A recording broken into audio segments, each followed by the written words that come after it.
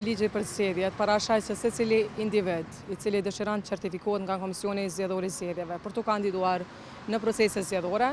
i cili ka vendim të gjykatës të formës prerë, pra dënim të formës prerë, nuk mund të jetë pjesë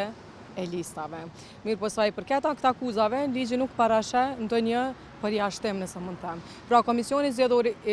Komisioni i Përgjithshëm i Zgjedhjeve do të sheh së bashku me Këshillin Gjyqësor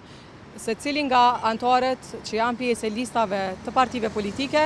nuk e përmbush kriterin që sapo e përmenda. Mirë po, një kufizim i tillë nuk është që ekziston sa i përket akuzave. Por nëse e shohim se sa e përgjithshme është nga partitë politike, sa tregojnë seriozitet dhe respekt ka shi qytetarit Republikës Kosovës në qoftë se kandidojnë individ cilët kanë akuza aktive, pra janë pjesë e proceseve zgjedhore, konsideroj që nuk është mirë. Nuk përçojnë mesazh të mirë të qytetarët, veçanërisht në qoftë se të njëjtit janë subjekt i proceseve zgjedhore, të cilat lidhen me keqpërdorim detyra zyrtare dhe vepra penale të ngjashme. Pra nuk do të ishte mirë asnjëherë në asnjë proces zgjedhor persona të cilët nuk e kanë figurën komplet të pastër të kandidohen në zgjedhje. Po,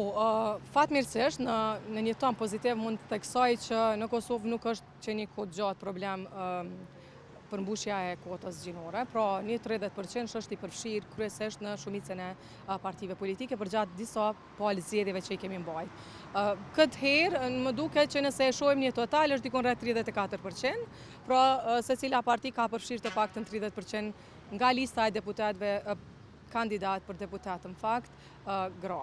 Mirë po, në qoftë se shohim listat, vrejmë që partitë të cilat i takojnë komunitetit jo shumicë kanë proporcionalisht shumë gra se sa partitë të cilat për shembull janë konsiderohen si parti më të mëdha dhe janë zakonisht pjesë e spektrit politik dhe kuvendit.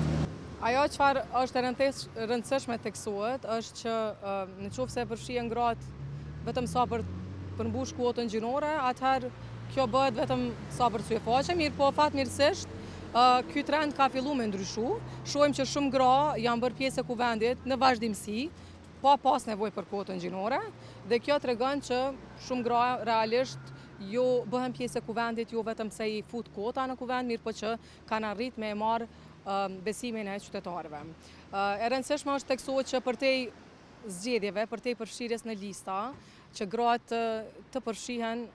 në masë më të madhe dhe më denjësisht edhe në pozita më të larta drejtuese në institucionet e ekzekutivit për institucionet tjera të pavarura.